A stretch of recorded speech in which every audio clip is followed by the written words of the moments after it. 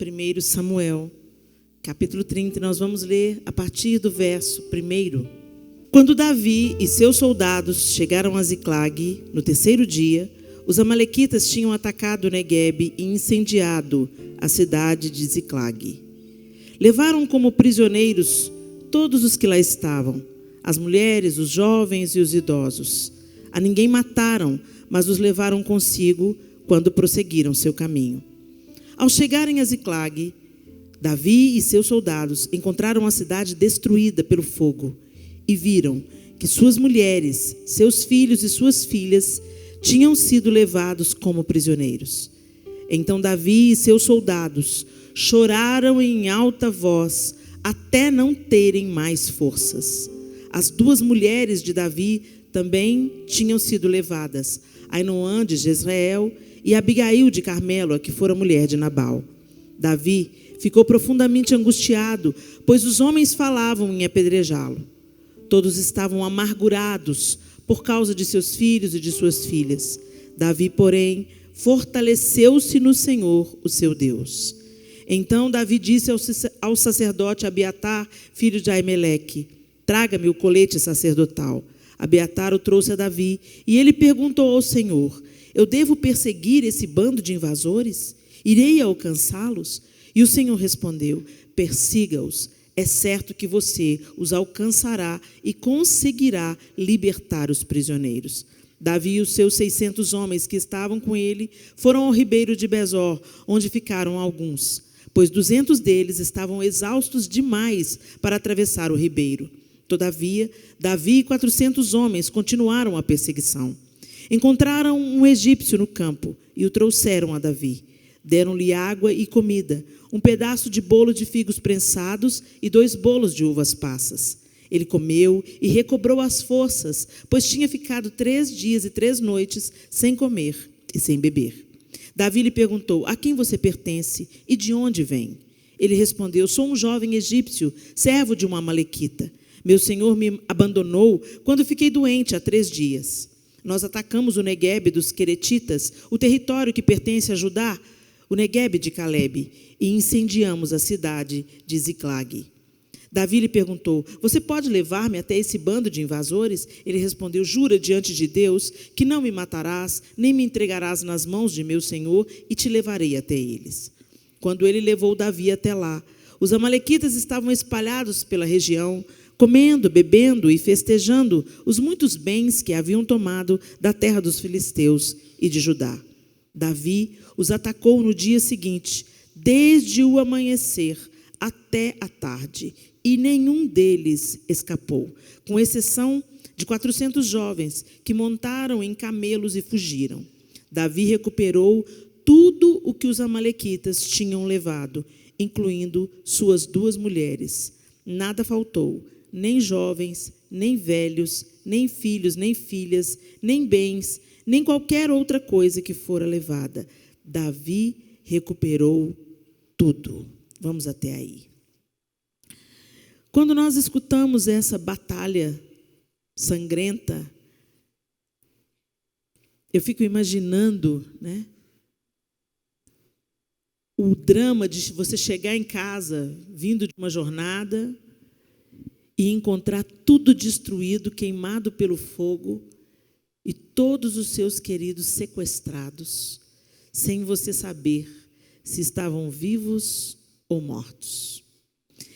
O texto narra esse drama, e eu fico imaginando que Davi e seus valentes não eram homens frágeis, não eram homens sensíveis, embrutecidos pela guerra. Esses homens durões, e eles eram durões mesmo. Quando a gente vai lendo a história de Davi e seus valentes, a gente vai vendo esse povo casca grossa. Choraram amargamente, em alta voz. O texto diz que eles choraram em alta voz. Então você imagina a desolação, o desespero e o quadro que estava diante daqueles homens, tão acostumados à guerra, tão acostumados a ver sangue, carnificina. Quando é na casa da gente é diferente, né? Todos sequestrados, e uma incerteza. Vivos? Mortos? O que fizeram com nossas esposas? O que fizeram com os nossos filhos? E o texto diz que eles choraram em alta voz. Eu fico imaginando o som. Quando eu leio um texto bíblico, eu fico tentando entrar lá e ver o quadro. Minha cabeça é meio cinematográfica, eu fico imaginando um filme. E eu fico imaginando aqueles 600 homens fortes, valentes, destemidos, corajosos, ousados, fortes, chorando em alta voz. Você já viu um homem chorando em alta voz? Você como homem? A vez que você chorou em alta voz?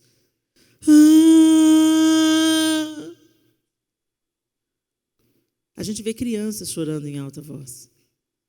Homens, raramente, a gente vê chorando em alta voz. Só uma situação dramática tira do peito de um homem feito um gemido de dor.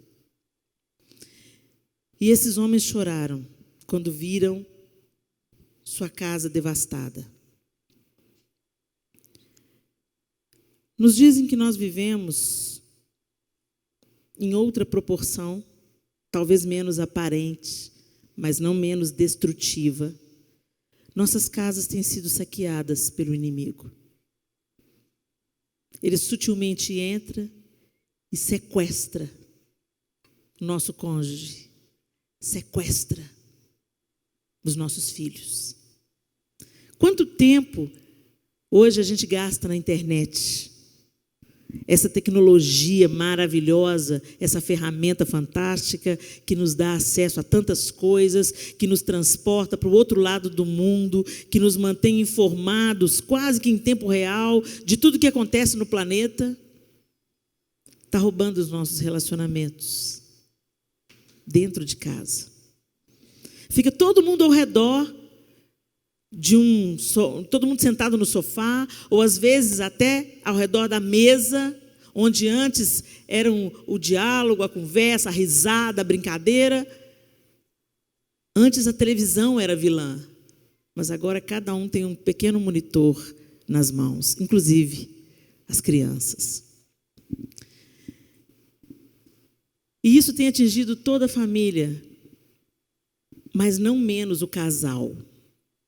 Como que a gente quer ensinar para os nossos filhos algo, sendo que a gente não é um exemplo para eles? Eu tenho ouvido muito de esposas que dizem que estão perdendo o ibope para os joguinhos na internet.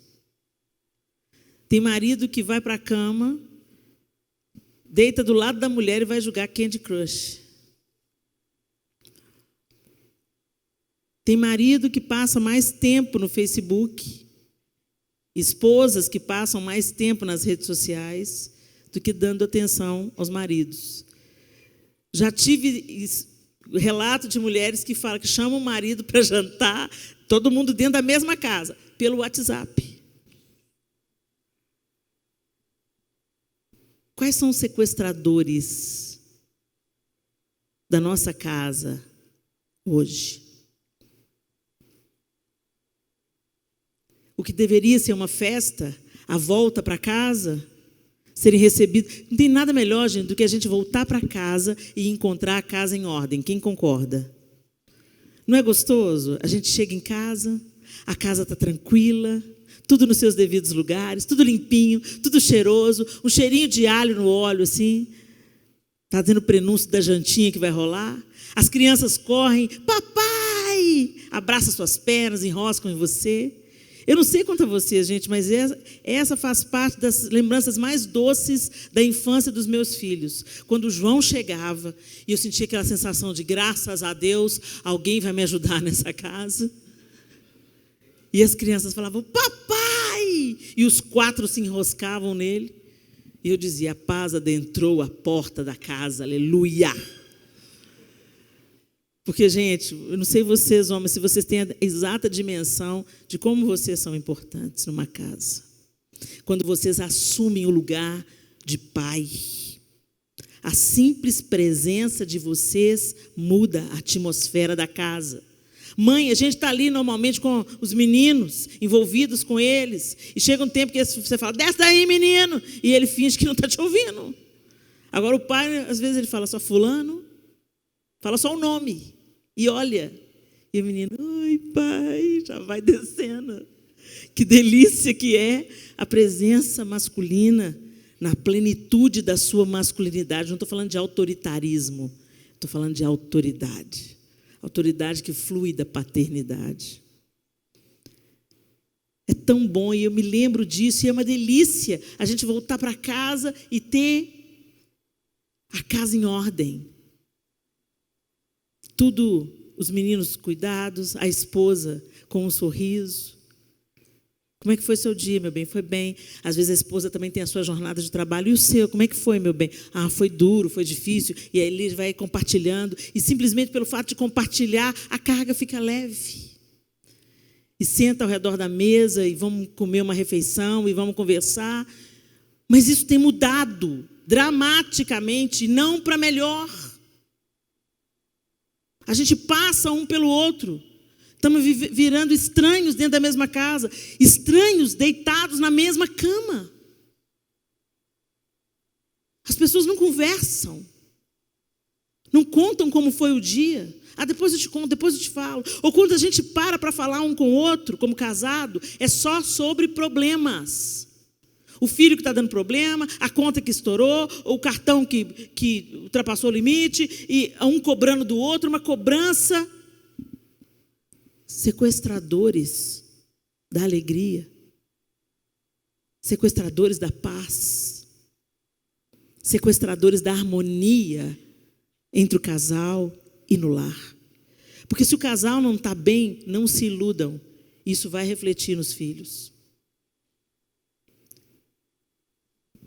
Nós temos que cultivar. O que eu observo é que depois que as mulheres se tornam mães,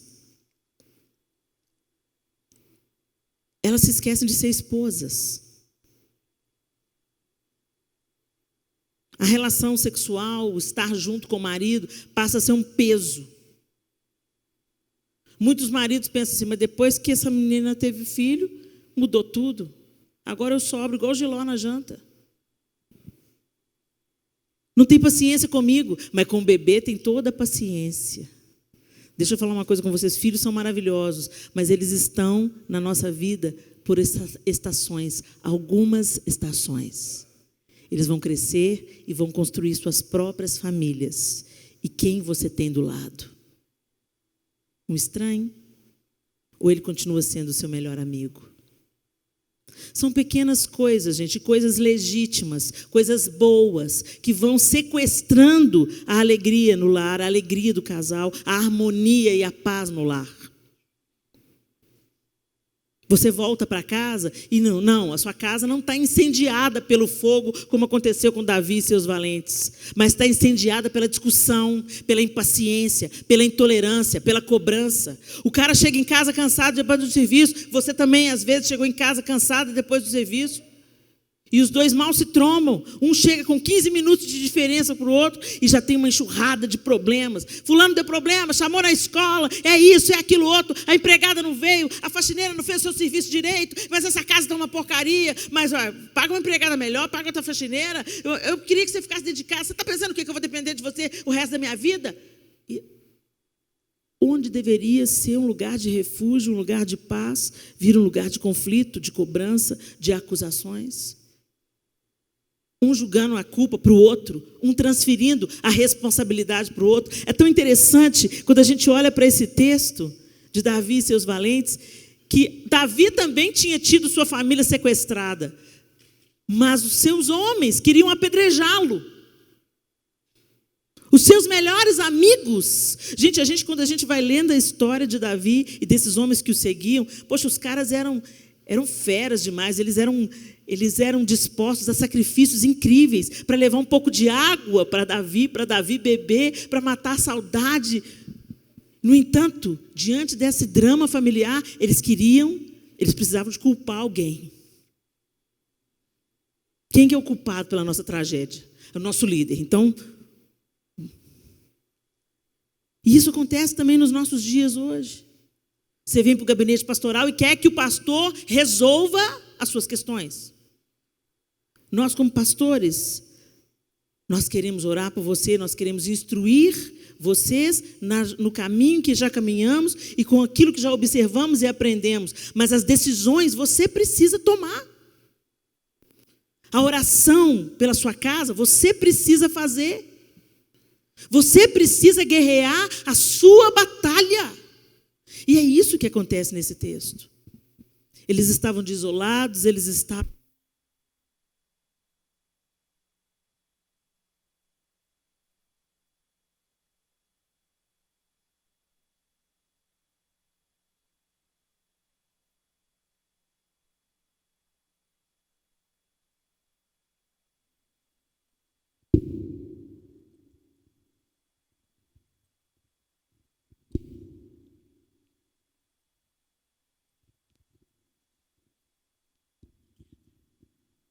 Às vezes a bateria acaba no casamento também. Eles estavam desolados, eles estavam perplexos, mas o texto diz que Davi orou ao Senhor.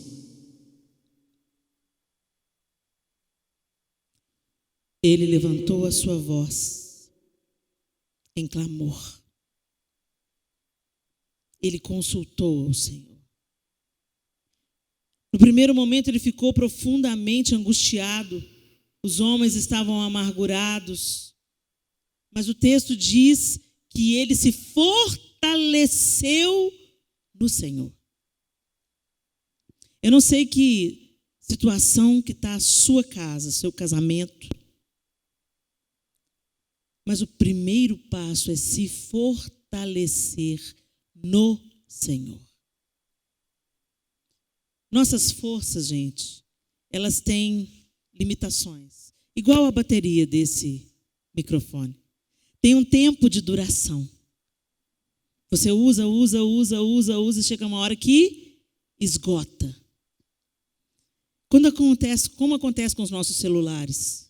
Você usa bateria, aí você tem que ligar na tomada para recarregar a bateria, não é isso? É isso que Davi fez. Ele se fortaleceu na fonte, na tomada. As suas estratégias, o seu planejamento, ele é muito eficaz, ele é muito bom, mas ele precisa ser baseado, alimentado na tomada de Deus, na fonte que é o Senhor. E o que acontece de uma maneira muito comum nos nossos casamentos é que a gente pensa que a gente não precisa de ser crente dentro de casa. A gente não precisa de orar em família. A gente não precisa de ter uma vida pessoal, individual, de oração aos pés do Senhor. A gente sempre pensa, não, eu vou lá que o pastor Josué é uma autoridade em família, eles vão impor as mãos e a bênção vai passar. Eles podem ser o power bank. Power bank é aquele recarregador portátil de bateria. Vocês conhecem? Eles podem dar uma carga de emergência. Mas até o power bank precisa se conectar na tomada. Até o power bank precisa de se voltar para a fonte. E a gente vai andando, gente, capenga. E o inimigo está sequestrando a nossa casa, cerceando a nossa alegria, limitando a nossa comunhão. E a gente nem percebe. E quando percebe, a coisa já está tão estragada. A bateria já está no vermelho. Sabe, é a mesma coisa de você olhar e está 1%. E aí você corre para a tomada. Ou não. Tem gente que corre para todos os lugares, menos para a fonte. Davi se fortaleceu no Senhor. Em muitas situações que eu vivi na minha casa, na minha família, no meu casamento, foi a fonte que fez a diferença. Não foi o conselho,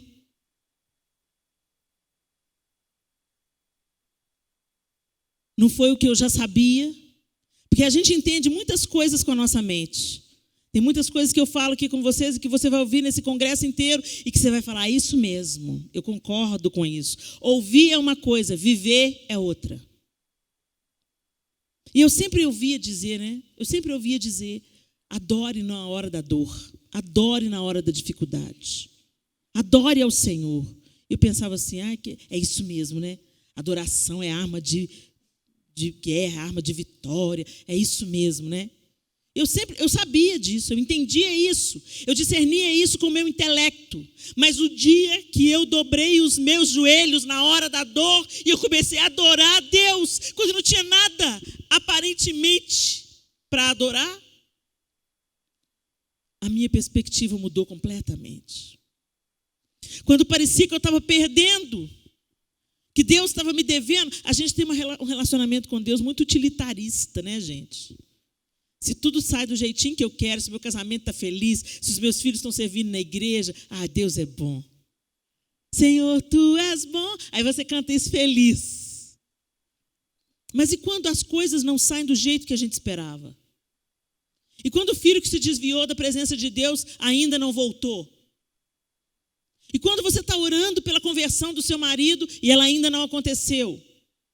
E quando vocês estão vivendo uma situação na casa de vocês que já perdura, no casamento de vocês que já perdura por algum tempo, e você está insistindo nesse casamento que parece estar fracassado, muita gente fala assim, já deu, passa para outra, a fila anda, e você, não, eu estou crendo, eu estou trabalhando, eu estou nutrindo, eu estou orando, eu estou chorando. Mas quando nada acontece, você pensa, onde que Deus está? Será que é para continuar mesmo? Será que é para insistir mesmo? Davi se fortaleceu no Senhor e buscou direção do alto. Às vezes, se fortalecer no Senhor é simplesmente adorá-lo pelo que Ele é. Teve um dia que eu estava em casa, eu conto muito essa experiência, eu estava em casa, eu tinha voltado de um encontro com Deus. Eu estava assim, motivada, entusiasmada, apaixonada pelo Senhor. E eu estava em casa, preparando o almoço, as crianças chegariam da escola, a gente morava num apartamento bem pequenininho. Era uma época que eu fazia parte do Diante do Trono, arrebentando de vender CD. Mas todos nós, inclusive a Ana Paula, éramos voluntários na obra. Não tínhamos salário. E eu e João Lúcio já tínhamos 4 filhos, vivíamos de um apartamento alugado e o João era professor. Então tinha mês, gente, que o dinheiro que entrava não dava para pagar todas as contas. E naquele dia eu estava lavando a louça e bateu o interfone. Eu estava preparando um almoço, lavando a louça ao mesmo tempo. Os meninos já iriam chegar dentro de pouco tempo. E eu atendi o interfone meio apressada. E o moço falou, alô, apartamento 200 e tal? Sim, senhor. Eu vim cortar a luz. Não precisava nem do interfone, porque o prédio inteiro ouviu ele falando. É da CEMIG, eu vim cortar sua luz. Eu falei assim, como é que é, senhor? A conta não foi paga, senhora. Abre o portão aí que eu preciso de acessar o relógio. E eu abri. E uma série de pensamentos começaram a vir. Eu liguei para o João. Ele estava no intervalo entre uma aula e outra. Eu falei assim, meu bem, você não pagou a conta de luz? Ele falou assim, meu bem, me perdoa. Não deu. Eu devo receber amanhã ou depois. E acumulou 2 contas. Por quê? A CEMIG está aqui em casa, vai cortar a luz. Não brinca não, Helena. Tá bom, João, depois a gente conversa. E eu desliguei o telefone. E o Espírito Santo me fez lembrar o que eu tinha ouvido naquele final de semana no encontro com Deus. Adore em todas as circunstâncias. Não tenho palavras para agradecer tua bondade, dia após dia me cercas com fidelidade. Nunca me deixes esquecer que tudo que tenho, tudo que sou e o que vier a ser, vem de ti, Senhor. Eu não me lembro se foi essa música que eu cantei, mas todas as vezes que eu conto esse testemunho, é essa música que vem no meu coração. Então eu acredito que tenha sido essa música. Eu me lembro que eu cantei uma música que falava de gratidão. E eu me lembro que quando a Ana compôs essa música, o pastor Gustavo falou assim: Ana, você tem que acrescentar uma estrofe. Nunca me deixes esquecer que o que não tenho, o que não sou e o que não vier a ser, vem de ti, Senhor. Eu lembro que eu cantei aquilo com toda a sinceridade do meu coração. Senhor, se o Senhor me dá o dinheiro para a conta de luz, glória ao Senhor. E se eu não tenho dinheiro para a conta de luz, glória ao Senhor.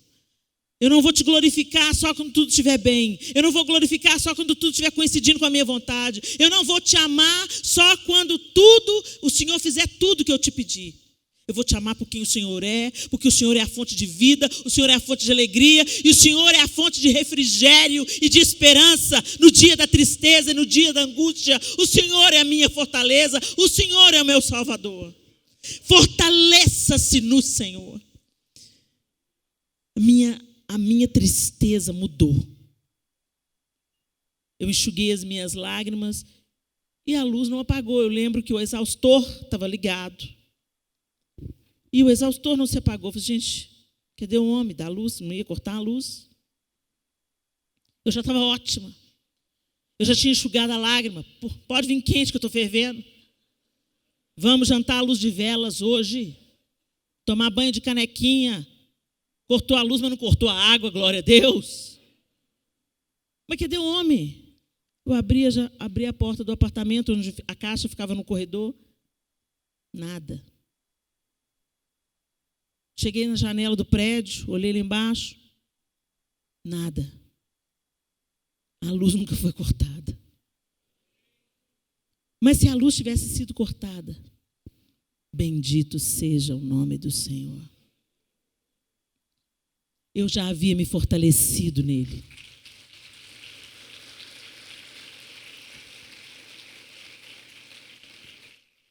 Eu não sei o que os saqueadores estão fazendo com a sua casa, mas fortaleça-se no Senhor e busque estratégia nele.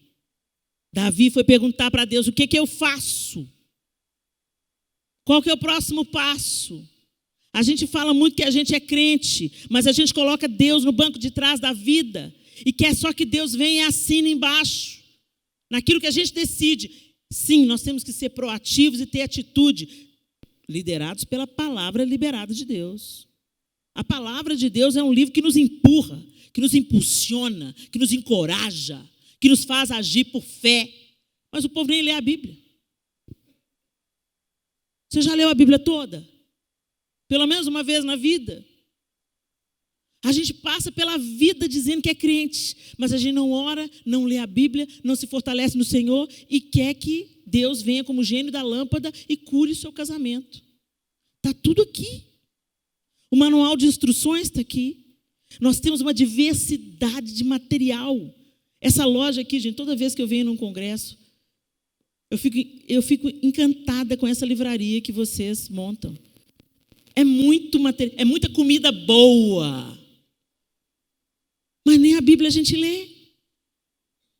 Nós não sabemos o que nós podemos, o que nós temos. Vivemos nas filas de oração, mas não oramos por nós mesmos. Muito bem.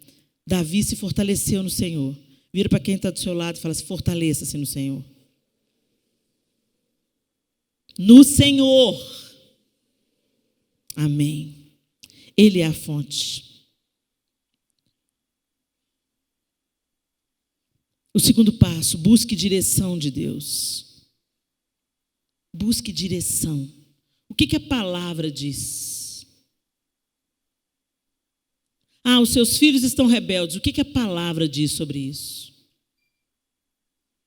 O seu casamento está frio. O que a palavra diz sobre isso? Você está se sentindo atraído ou atraída por uma outra pessoa. O que a palavra diz sobre isso? Qual é a direção de Deus sobre isso? Gente, a gente escuta muita gente. E é muito reincidente o mesmo caminho de morte que as pessoas tomam. Por exemplo, marido, a sua melhor amiga é essa que está aí do seu lado, olha para ela. Sua melhor amiga. Esposa, esse aí que está te olhando aí, ó, ele é o seu melhor amigo. Confidências são para ele. Abrir o coração, compartilhar sonhos, criar uma conexão emocional. É com ele, é com ela. Mas não, o que acontece? A esposa está cuidando da vida dela, o esposo está cuidando da vida dele, cada um está cuidando da sua carreira, cada um está cuidando das suas funções. Vocês não se relacionam, vocês apenas interagem de acordo com o papel que vocês desempenham. Eu tenho uma interação com o lixeiro, uma interação com o médico, uma interação com o cara da padaria. É aquelas pessoas que são importantes na minha vida, que têm um papel importante, fundamental na comunidade. Eu sou gentil com eles, eu reconheço o trabalho deles, mas eu não tenho conexão emocional. Muito raramente você chega no seu médico e abraça seu médico. Ô, doutor, vamos comer um churrasco lá em casa. Normalmente não é assim. Normalmente é uma relação super cordial, respeitosa, mas é uma relação superficial, é uma interação. E a gente traz isso para o casamento. Perde a intimidade, perde a conexão emocional. Esse é um dos sequestradores do nosso tempo. Você se conecta, você se torna amigo de quem é a sua companheira de trabalho. Vocês têm que viajar juntos por causa da sua empresa. E quando você vê, está compartilhando segredos do seu coração para a sua companheira de trabalho. Você, esposa, está se abrindo para o seu companheiro de ministério. Você cria conexões emocionais, você passa tempo demais com quem é do sexo oposto, mas não é o seu cônjuge. Daí a pouco nasce uma amizade, daí a pouco nasce uma conexão emocional, daí a pouco uma faísca é acesa e o diabo faz a festa. Por quê? Porque alguém sequestrou a conexão emocional, a intimidade, o partilhar sonhos. Vamos fazer o cofrinho de Paris? Meu sonho é conhecer Paris. Compartilhem sonhos. Não compartilhem só problemas, só cargas. Você só vai no médico quando você está com uma dor. Você só vai para o marido quando você está com algum problema. Você só vai para a esposa quando você tem alguma necessidade. Ou quer sexo. Sexo não significa conexão emocional. Os profissionais do sexo vivem fazendo sexo sem nenhuma conexão emocional. É totalmente possível você ter sexo sem ter conexão emocional. Mas não é esse o plano de Deus para nós. E você já percebe esse esfriamento? Qual foi a última vez que vocês se sentaram juntos? Fizeram confidências, confessaram pecado, pediram para um orar pelo outro. Qual foi a última vez que você pôde se desnudar a sua alma diante do seu cônjuge, sem ser julgado, sem ser criticado, sem ser escorraçado? Uma vez eu estava aconselhando um cara que estava sendo tentado. Ele estava sendo brutalmente tentado.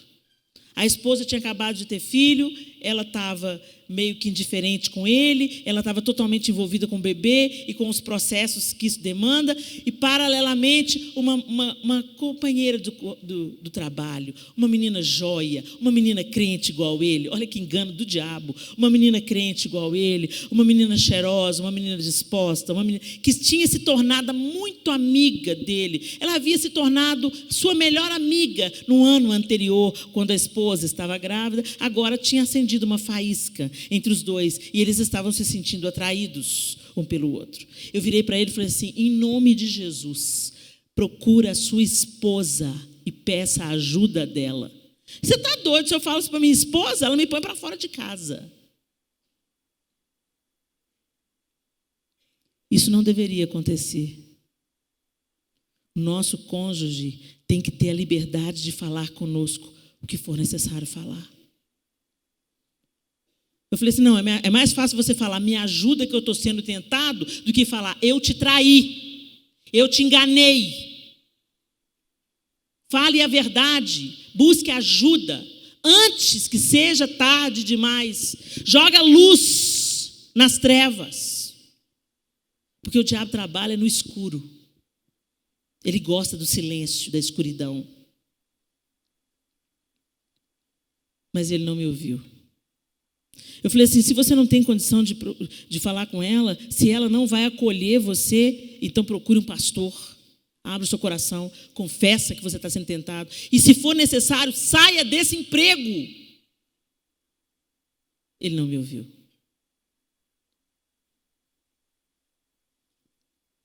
A última vez que eu tive notícias, ele estava indo se encontrar com a moça num hotel para conversarem. Nunca mais tive notícia.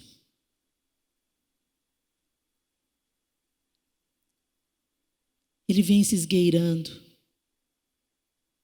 O inimigo das nossas almas nos tenta conforme a cobiça do nosso próprio coração. Os saqueadores estão aí. Persiga-os e vença-os. Foi o que Davi fez. Ele se fortaleceu no Senhor. Ele buscou uma direção em Deus. E debaixo da palavra de Deus, ele foi contra os seus inimigos. Ele saiu para onde? Saiu para perseguir os inimigos, sem rumo, mas tinha um egípcio no meio do caminho. Deus levantou a direção, aquele que iria apontar: olha, eu sei o que aconteceu, onde eles estão, eu vou te levar até eles. Quando você toma a decisão de fazer o que tem que ser feito, Deus vai levantar pessoas para te apontarem o caminho. Deus vai levar. Aí sim entra o power bank. Aí sim entra os conselheiros, entra os pastores, entram os líderes, entra o livro, entra o DVD, entra aqueles egípcios, pessoas que Deus vai levantar, ministérios que Deus vai levantar, ferramentas que Deus vai levantar para te apontar um caminho de solução, de você perseguir os seus inimigos. Mas tudo começa em você se fortalecer em Deus. Vamos parar de brincar de ser crente, gente? Vamos parar de vir de congresso em congresso, querendo que Deus faça uma mágica no seu casamento? Querendo que a gente imponha as mãos e tudo se resolva como um passe de mágica? Comece a gerar nos seus joelhos, na sua intimidade com Deus. Deus, o que o Senhor tem para os meus filhos? O que o Senhor tem para o meu casamento? Como que eu devo ser como marido? Como que se trata uma mulher como Cristo trata a igreja? Como que eu devo amar a minha mulher como Cristo ama a igreja? Eu estou abusando da minha mulher, Senhor? Eu estou sendo duro demais com ela? Gente, pasmem. 40% das mulheres abusadas fisicamente e psicologicamente no estado de São Paulo estão dentro da igreja evangélica. 40%. Meu irmão, sua esposa é para ser cuidada, protegida, amada, encorajada, adornada. Exatamente como Cristo faz com a igreja. Cristo libera a igreja, Cristo cobre a igreja de autoridade, Cristo santifica a igreja, Cristo embeleza a igreja. Cristo não desfigura a igreja, não abusa da igreja, não bate na igreja, não abusa psicologicamente da igreja. Mulheres, respeitem seus maridos. Senhor, me ensina a ter um coração dócil. Me ensina, Senhor, a exercitar a submissão bíblica. Não é uma submissão burra, subserviente, mas é uma submissão que respeita a autoridade. A gente respeita o guarda de trânsito quando para na nossa frente e manda o carro parar, mas a gente não respeita o marido, o pai dos nossos filhos. Gente, princípios básicos. Vamos ser crente. Vamos ser crente. Seguidores de Jesus creem no Evangelho e nas suas ordenanças e o obedecem. É simples assim. Mas o mundo está enviando as suas mensagens de um feminismo exacerbado e doentio, de um machismo arrogante. E os sequestradores vão entrando dentro das famílias e levando a paz, levando a alegria, levando o respeito, levando o amor, tacando fogo na sua casa, sequestrando os seus filhos, debaixo do seu nariz. Fortaleça-se no Senhor, busque a sua palavra. Discirna os egípcios que Deus vai colocando na sua vida. Às vezes tem um casal na sua vida que Deus levantou como um referencial, um casal mais velho, que pode te aconselhar. Mas às vezes vocês vêm para o nosso gabinete já querendo respostas prontas. Não, eu quero que você diga isso para o meu marido, porque é ele que tem que mudar. Toda mudança começa em cada um de nós. Eu preciso mudar. Eu preciso de observar o que é importante para o João. Eu preciso de respeitar a autoridade do meu marido. Eu preciso de ser um suporte para ele. Eu preciso ser uma mulher fácil dele amar. E ele precisa me cuidar, me proteger, ser o meu provedor, o meu encorajador, aquele que me libera para cumprir o meu chamado. É uma parceria, não é uma concorrência. É um jogo de frescobol, não um jogo de tênis. O Senhor levanta pessoas, ferramentas.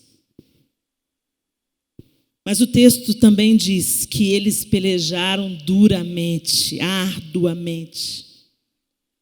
Arduamente, de manhã até o entardecer, é o que o texto diz.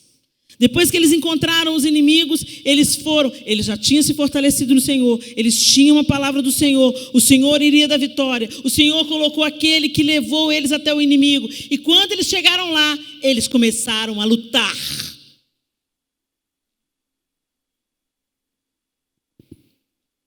Pequenas coisas que a gente faz no dia a dia vencem grandes batalhas.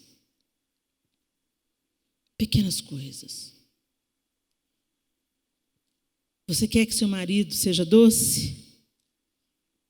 Plante o que você quer colher, plante docilidade. Eu tenho uma amiga que ela é tão querida que o marido viaja muito. Ela coloca um bilhete na mala, dentro do bolso da camisa, para cada dia que ele vai passar fora. Isso é semente.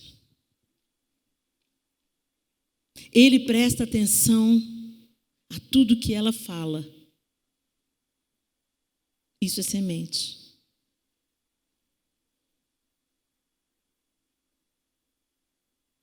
Eu me lembro uma vez que eu passei numa vitrine e parei. E o João seguiu. Daí a pouco, lá na frente, ele vira para trás. Vem cá, um sapato bonito, vem cá. E ele voltou com aquela cara de desanimado. Ai, Helena, você para em toda a vitrine. Não, meu bem, mas ele é lindo esse sapato. Ele, qual? Esse aqui, com essa fivela? É. Ah, não gostei, não. Não, como não, João? É lindo o sapato, ele é lindo. Você gostou muito, né? Gostei demais, é lindo. Eu detestei. Ai, João, que sem graça. Ué, não gostei, meu bem. Não gostei. Você gostou? Gostei. Mas eu não. Então tá. Tem graça eu comprar uma coisa se você não gosta. Então tá, vamos embora. E fomos embora. Isso foi em novembro. Quando foi em dezembro, nós reunimos a família, celebramos o Natal e distribuímos presentes. Quando eu fui abrir o meu, era aquele sapato que eu tinha gostado tanto. Quando eu abri, eu me senti uma criança abrindo uma boneca. Porque mulheres são assim, uma coisa estranha, eu não sei te explicar. Não sei explicar. Tem uma coisa com sapato que eu vou querer saber de onde que vem isso. Também não, vocês talvez não saibam explicar por que vocês gostam tanto de futebol. Tanto de cara correndo atrás de uma bola para lá, para cá, para lá, para cá. Para nós também não tem muito sentido, mas enfim. E viva a diferença. Né? Mas eu só sei que me deu uma alegria quase que infantil. Uai, o sapato! E o João abriu aquele sorrisão e falou assim, mas você não tinha gostado? Ele falou assim, eu gostei, só que eu ia estragar a surpresa. O que me ganhou não foi o fato dele ter me dado o sapato, mas dele ter prestado atenção em algo que eu tinha gostado muito. Vontade de comer isso, no outro dia. Uma vez ele saiu, gente, de madrugada, para achar uma lata de pêssego em calda. Eu estava grávida, claro, mas o cara é um herói, gente. Era véspera de feriado, não tinha nada aberto há 24 anos atrás, nada, no mercado 24 horas não existia. E ele me saiu com chuva para buscar uma lata de pêssego em calda. Como é que não amo? Como é que eu não me submeto? Como é que eu não respeito um cara desse? Que me ama como Cristo amou a igreja. Que me dá sapatos e latas de doce de pêssego. Pequenas coisas vencem grandes batalhas. A batalha de Davi, eu fico imaginando, tá pelejando do amanhecer até o entardecer, do amanhecer até o entardecer. Era muita gente que eles estavam lutando, porque no final sobraram 400, que era o mesmo número que eles eram. 400 fugiram diante dos 400, porque era Davi e 600, 200 ficaram. Veio Davi mais 400, e no final sobraram 400. Então era muita gente, gente. E esses caras não pararam de pelejar, não pararam de investir a espada, o escudo. Não pare de investir na sua família. Ah, mas eu já lutei 2 meses, Helena. Tá bom. Não deu resultado, vamos partir para o divórcio. Não, não é nada disso, não. Vamos embora. Enquanto tem vida, enquanto tem esperança e tem inimigo para ser vencido, vamos embora. Vamos continuar semeando. Vamos continuar. O que você não fazia mais, volte a fazer. Se você não orava, volte a orar. Se você parou de ler a Bíblia, volte a ler. Se você parou de se aconselhar, volte a se aconselhar. Se você parou de deixar bilhetinho, volte a deixar bilhetinho. Volte a prestar atenção. Volte a fazer a sexta-feira da paixão, pelo amor de Deus. Volte a beijar na boca de língua. Faça alguma coisa. Mas faça. Às vezes você pensa assim, mas vai dar resultado? Vai dar resultado. Pode demorar um pouco, porque você planta e não nasce de um dia para o outro. Você tem que plantar e cuidar da semente, e colocar adubo, e regar, e orar, e chorar. Vai adubando com lágrima e oração. Vai adubando e vai fazendo, e vai tendo atitude, e vai tendo gentileza, e vai exercitando respeito, amor, escolha, decisão, atitude. Vai florescer. Vai florescer. O Senhor vem ao nosso socorro quando nós escolhemos fazer o que temos que fazer. Quando nós escolhemos obedecer a sua palavra. Davi não venceu essa batalha pela força do próprio braço. Quando a gente vê os números, a gente vê que seria impossível ele vencer essa batalha na força do próprio braço. Eles eram minoria, o que ficou claro no texto. Mas Deus era com eles. Deus liberou uma palavra sobre eles. Vai, porque você vai prevalecer. Ame a sua mulher como Cristo amou a igreja, porque você vai prevalecer. Obedeça ao seu marido, honre o seu marido, ajude o seu marido, seja suporte para o seu marido, respeite o seu marido, porque o Senhor vai fazer você prevalecer. Feche seus olhos.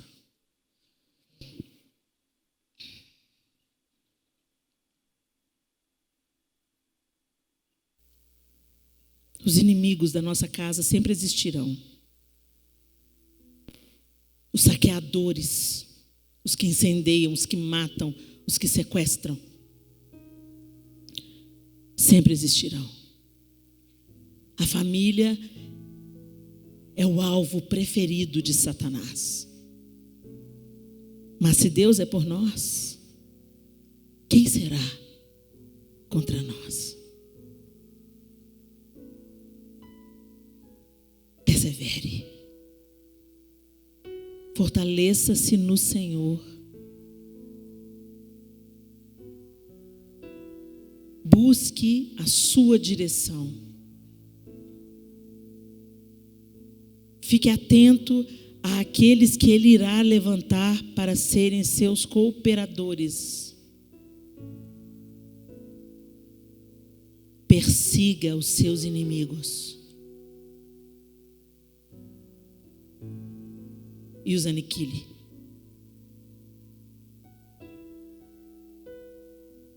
Desliga o Wi-Fi. Senta ao redor da mesa. Convida para jantar.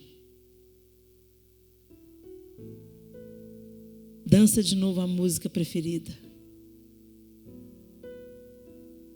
Faça pequenas gentilezas. Preste atenção no que realmente é importante para o outro.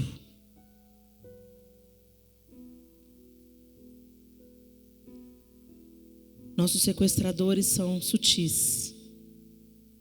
Não são como os amalequitas, mas são mortais como eles. Nossas armas também não são espadas, lanças e escudos, mas são atitudes que podem salvar seu casamento. Respeito, amor, investimento de tempo, prestando atenção no que é importante para o outro, diálogo, amizade.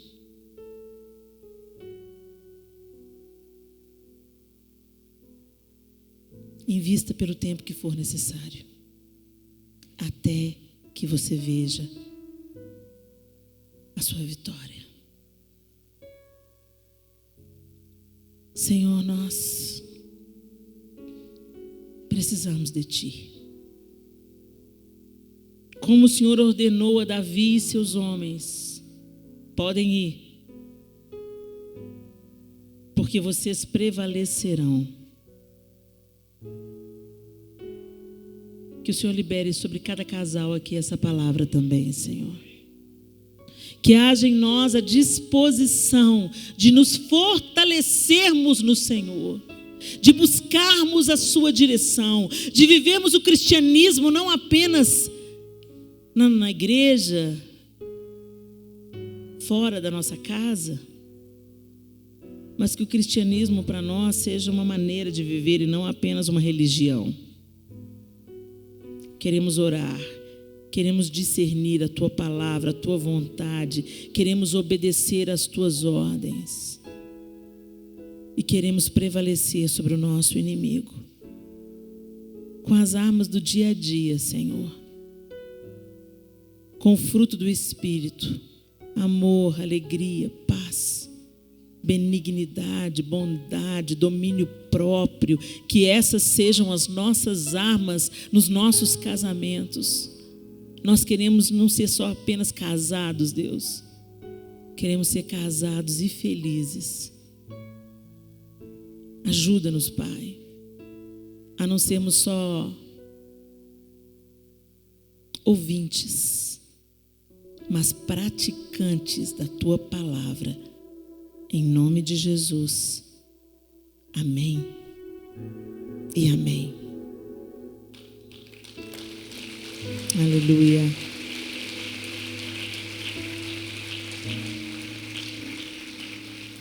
Davi recuperou tudo que os amalequitas tinham levado. Coloca o seu nome nessa frase. João, Helena, Maria, José, Valéria, Vitor, Miriam, Cleide, Rose, Ruth. Recuperou tudo o que os amalequitas, o que os inimigos, o que a tecnologia, o que é impaciência, o que é intolerância, o que o trabalho excessivo, o que é indiferença, o que é grosseria, levou.